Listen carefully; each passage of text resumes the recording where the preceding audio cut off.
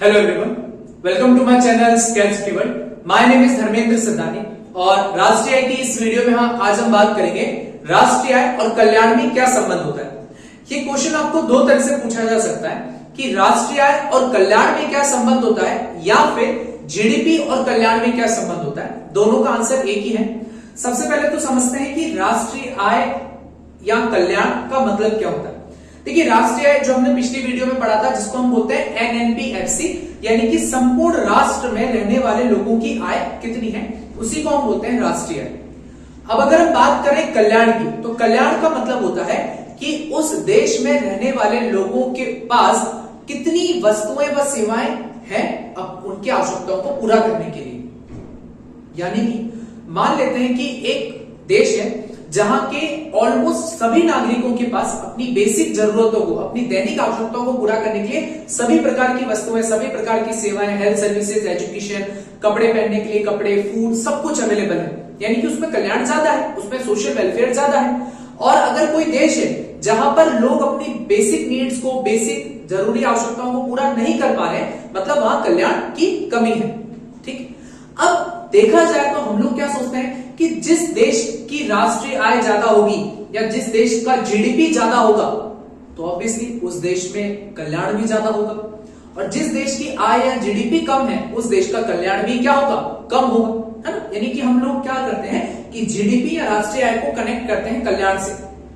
लेकिन कुछ पॉइंट्स ऐसे हैं जो बताते हैं कि जीडीपी ज्यादा होने से ही काम नहीं चलेगा। जीडीपी ज्यादा होने के साथ साथ इन चीजों को भी आपको देखना पड़ेगा। जैसे कि पहला पॉइंट है जीडीपी का वितरण। जीडीपी का वितरण का मतलब है कि देश के अंदर जितना जीडीपी है या देश की जो राष्ट्रीय आय है, क्या वो राष्ट्रीय आय का वितरण सभी लोगों में समान रूप से हो रहा है या नहीं हो रहा।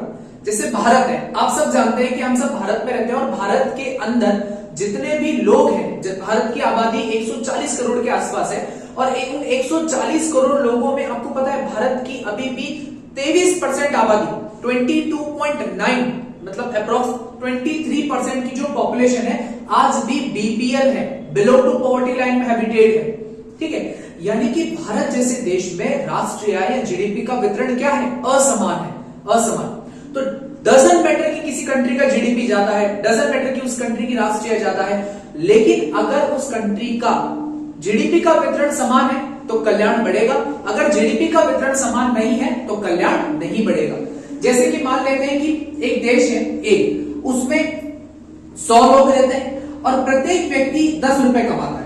एक देश है ए जिसमें करीबन आप समझ लीजिए कि 100 लोग रहते हैं और 100 लोग में से 10 रुपए पर पर्सन कमाता है, तो उस देश की राष्ट्रीय आय कितनी होगी या उस देश का जीडीपी कितना हो गया, मान लेते हैं 1000 रुपए। अब एक देश है बी के अंदर मान लो यहां पर भी 100 लोग हैं और 100 लोगों में से 80 लोग ऐसे हैं जिनकी आय 5 रुपए है। जिनकी आय कितनी है, 5 रुपए। यानी कि ये लोग जो 80 लोग हैं, ये तो कितना 5 रुपए के हिसाब से कमाते हैं, तो टोटल इनका जीडीपी आय 400।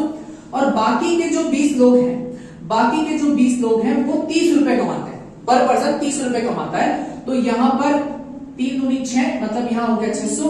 तो इस देश की जीडीपी भी कितना आ रहा है, इस देश का जीडीपी है, इस देश की राष्ट्रीय जो भी मान लेते हैं हम अभी, उसका भी आ रहा है 1000 रुपए और इस ए देश का भी जीडीपी आ रहा है 1000 रुपए।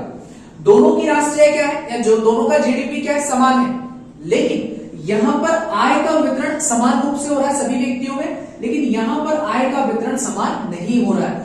कुछ लोग तो बहुत ज्यादा राष्ट्रीय आय में अपना कंट्रीब्यूशन दे रहे हैं, यहाँ उनको राष्ट्रीय आय का जीडीपी का वितरण समान बहुत ही ज्यादा हो रहा है और कुछ लोगों को नहीं हो रहा है। अर्थात यहाँ पर कल्याण में वृद्धि नहीं होगी।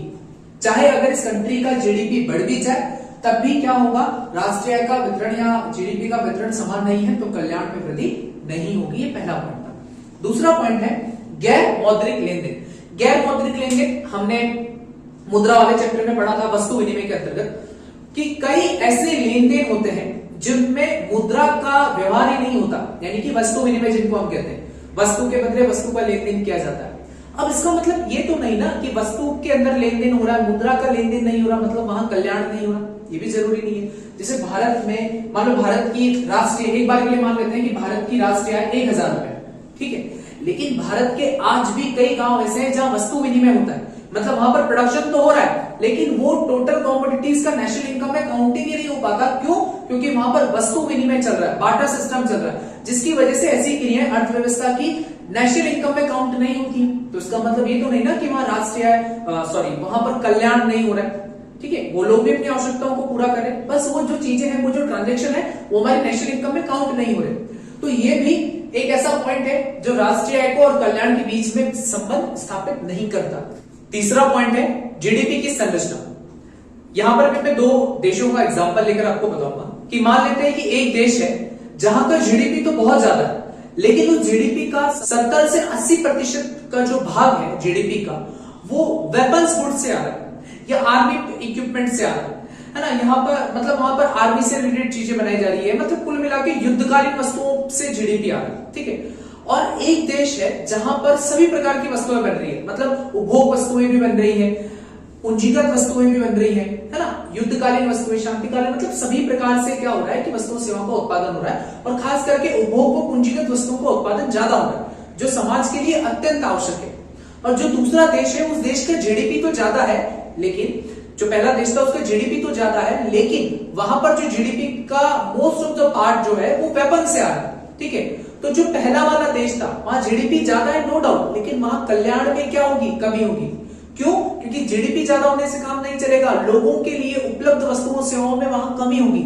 और जो दूसरा देश है वहां पर वस्तुएं और सेवाएं सभी व्यक्तियों के लिए, सभी लोगों के लिए प्रॉपर रूप से अवेलेबल है। दैट मीन्स कि वहां पर कल्याण में वृद्धि होगी। तो जीडीपी की संरचना भी काफी हद तक डिसाइड करती है कि वहां कल्याण में वृद्धि होगी या नहीं।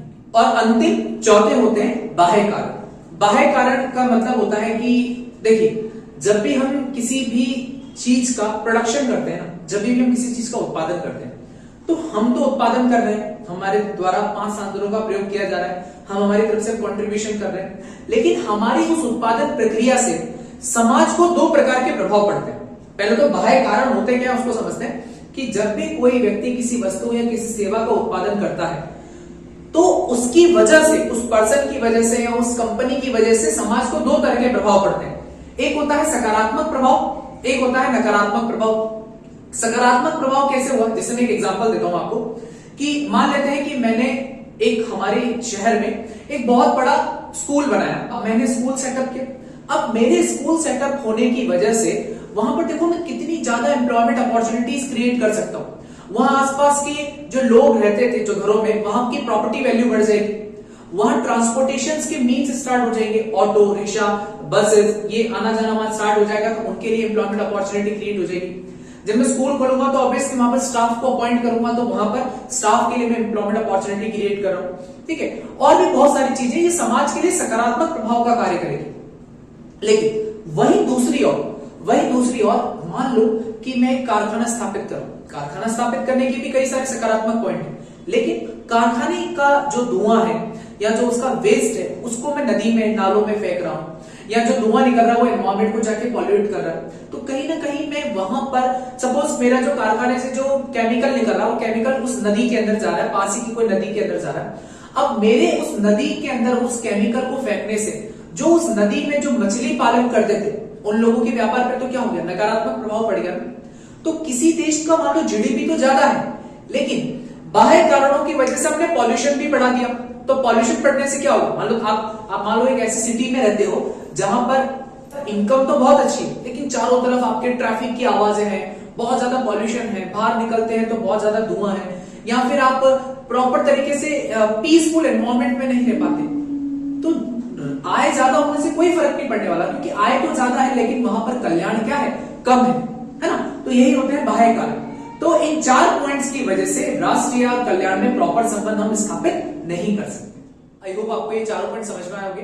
अगर इस वीडियो से रिलेटेड कोई भी डाउट है तो आप मुझे कमेंट बॉक्स में कमेंट कर सकते हैं। और गाइस मैं ट्राई कर रहा हूं कि हर सैटरडे संडे तक आपकी एक नई वीडियो आपके लिए आ जाए, और बिफोर एग्जामिनेशन में पूरा कोर्स कंप्लीट जल्द से जल्द करा दूंगा। Thank you guys, thank you so much.